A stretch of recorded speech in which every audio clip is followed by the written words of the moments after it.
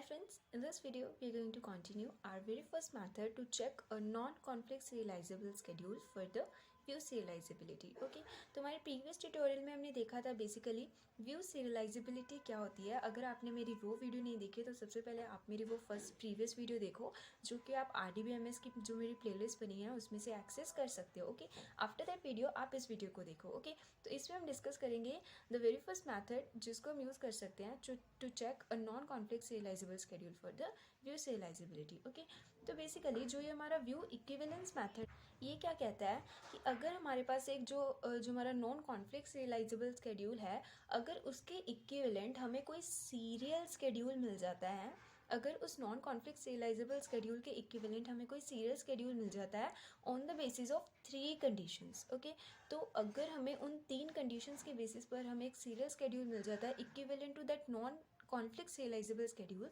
तो हम कहेंगे yes that non conflict serializable schedule is nothing but it is a view serializable schedule. Okay, तो वो 3 conditions क्या हैं जिनके बेसिस पर हम ये चेक करेंगे कि क्या उस नॉन कॉन्फ्लिक्ट serializable के स्केड्यूल के इक्विवेलेंट कोई सीरियल स्केड्यूल है. तो वो 3 कंडीशंस हैं. The first condition is for the initial read. Okay, अगर जो हमारा एक सीरियल स्केड्यूल है और हमारा जो नॉन कॉन्फ्लिक्ट serializable स्केड्यूल है उनका जो फर्स्ट इनिशियल रीड है वो सेम हो जाए. So this is a first condition. No, second condition क्या है हमारी? First updated read. Okay, updated read. Okay, now let's see a third condition. हमारी थर्ड कंडीशन है हमारे पास लास्ट राइट. ओके, तो ये 3 कंडीशंस क्या कहती हैं कि जो हमारा इनिशियल रीड है, हमारा फर्स्ट अपडेटेड रीड है एंड थर्ड हमारा जो लास्ट रीड है राइट है ऑपरेशन है, वो दोनों जो स्केड्यूल्स का सेम होना चाहिए. ओके, तो इस जो हमारा इनिशियल रीड है इसको हम ऑल्सो बोल देते हैं read write conflict. Okay, second जो हमारा अपडेटेड रीड है इसको हम बोल देते हैं राइट रीड. लास्ट राइट को हम बोल देते हैं बेसिकली राइट राइट. ओके, तो अगर हमें जो हमारा फर्स्ट रीड राइट कॉन्फ्लिक्ट है वो इन दोनों स्केड्यूल्स में सेम होना चाहिए, जो हमारा serial and non conflict serializable schedule है, जो हमारा राइट रीड कॉन्फ्लिक्ट है वो भी सेम होना चाहिए एंड जो हमारा लास्ट राइट राइट कॉन्फ्लिक्ट है वो भी सेम होना चाहिए. ओके, तो अब हम देखते हैं कि कैसे हम इन तीनों कंडीशंस को फाइंड आउट करते हैं to check the view serializable schedule. Okay, now हमारे पास एक एग्जाम्पल है यहाँ पर. So this is a schedule, let's say S1.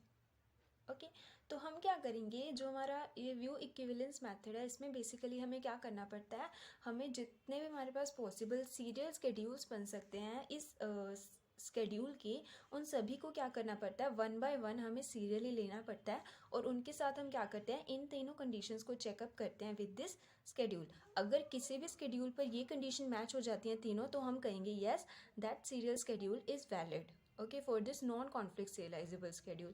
अगर कोई भी ऑप्शन करेक्ट नहीं होता है तो हम कहेंगे this non conflict serializable schedule is non view serializable schedule, hence it is non serializable schedule. Okay, तो अगर हमें ये पता करना हो कि एक स्केड्यूल के इक्विवेलेंट कितने हमारे पास पॉसिबल सीरियल स्केड्यूल हो सकते हैं, तो उसके लिए हम क्या करते हैं, हमारे पास जो इतनी इसकी नंबर ऑफ ट्रांजेक्शन्स हैं उसकी परमुटेशंस फाइंड करते हैं. Okay, how many arrangements that we can make of a serial schedules. Okay, how many serial schedules can be possible from this schedule having 3 transactions? So it will be nothing but 3 permutations 3.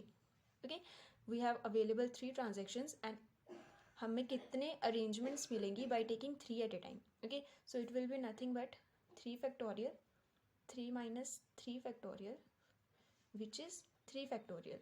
तो 3 factorial हमारे पास क्या होता है, it is 6. Okay, तो हम कहेंगे कि जो ये हमारे पास स्केड्यूल है इसके पॉसिबल हमारे पास 6 सीरियल स्केड्यूल्स बन सकते हैं. ओके, तो वो कौन कौन से हो सकते हैं, may be it may be transaction T1 T2 T3 भी हो सकता है. Okay, it may be T1 T3 and T2 भी हो सकता है. ओके, इसके अलावा T2 T1 T3 भी हो सकता है, T2 T3 T1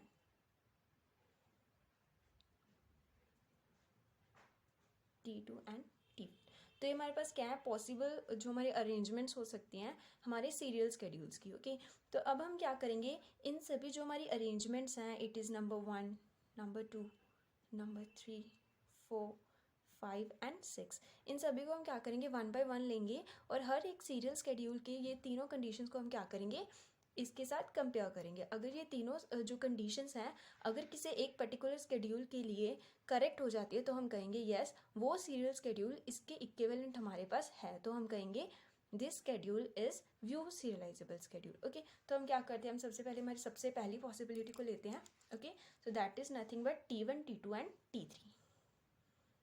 ओके, तो हम इसको यहाँ पर बना लेते हैं। तो हमने यहाँ पर हमारे एक सीरियल स्केड्यूल को क्रिएट कर लिया है जो कि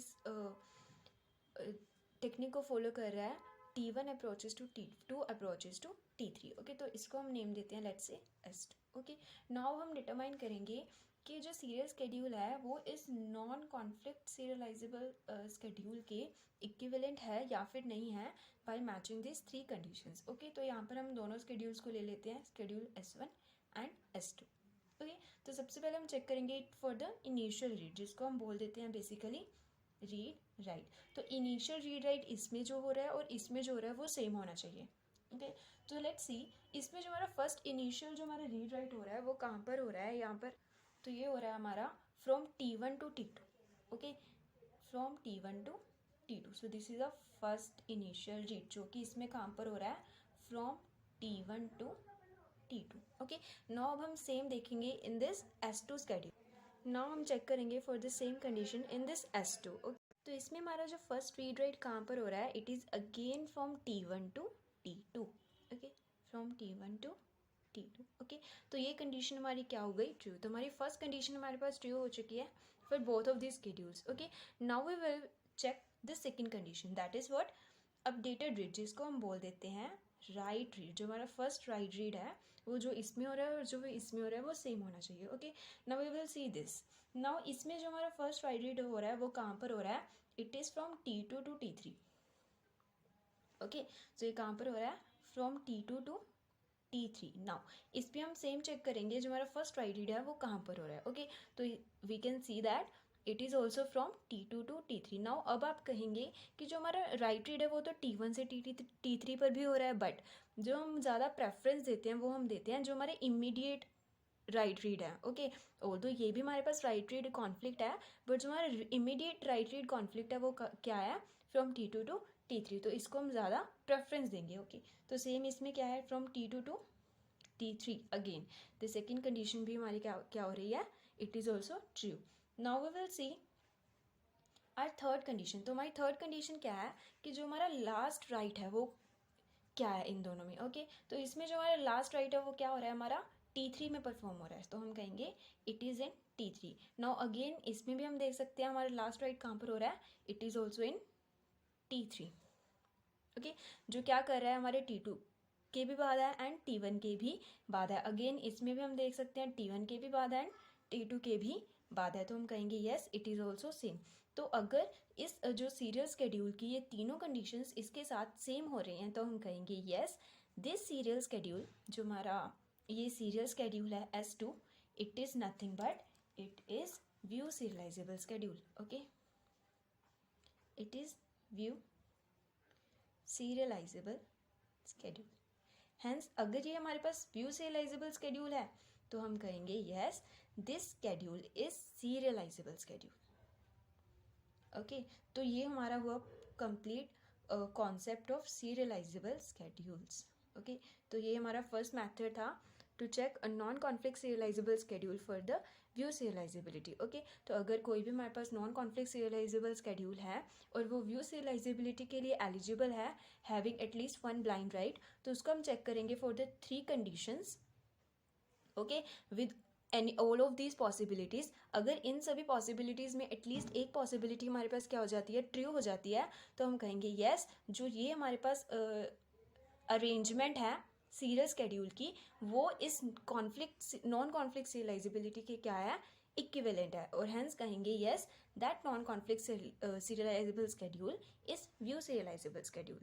ओके, आई होप सो आपको समझ में आया होगा कि बेसिकली व्यू इक्विवेलेंस मेथड क्या होता है और किस तरह से इस मेथड को यूज़ करके हम ये डिटरमाइन करते हैं कि जो हमारा serial schedule non serial schedule और नॉन कॉन्फ्लिक्ट सीरियलाइजेबल स्केड्यूल है वो व्यू सीरियलाइजेबल है या फिर नहीं है, ओके। बट इस मेथड के हमारे पास एक ड्रॉबैक्स भी है। क्या ड्रॉबैक है? अब इसमें हम देख सकते हैं, हमें हमारे फर्स्ट शेड्यूल पर ही ये पता चल गया कि yes it is equivalent, it is view equivalent to this non conflict serializable schedule। But अगर ये कंडीशन ट्रू ना हो, मे बी वो जो स्केड्यूल हो वो ये वाला हो, तो हमें क्या करना पड़ेगा? सबसे पहले इन सभी स्केड्यूल्स को हमें क्या करना पड़ेगा? इसके साथ चेकअप करना पड़ेगा एंड देन फाइनल हमें ये मिलेगा। तो इसमें क्या है, हमारा टाइम बहुत ज़्यादा कंज्यूम हो रहा है इस मेथड में। तो यही रीज़न था। इस मेथड के अपोजिट हमें एक और मेथड आया जिसको इंट्रोड्यूस किया गया, दैट इज़ डिपेंडेंसी ग्राफ, जो इससे थाउजेंड्स टाइम एफिशिएंट है, ओके। तो इसीलिए इस मेथड को आजकल ज़्यादा यूज़ नहीं किया जाता है। मोस्टली कॉम्पिटिटिव में जो हमारा डिपेंडेंसी ग्राफ मेथड है उसी को ज़्यादा प्रेफरेंस दी जाती है, ओके। तो what is the method of dependency graph, उसको हम डिस्कस करेंगे in our next video, okay. I hope so आपको समझ में आया होगा। If you like this video then subscribe my channel and like the video. Thank you.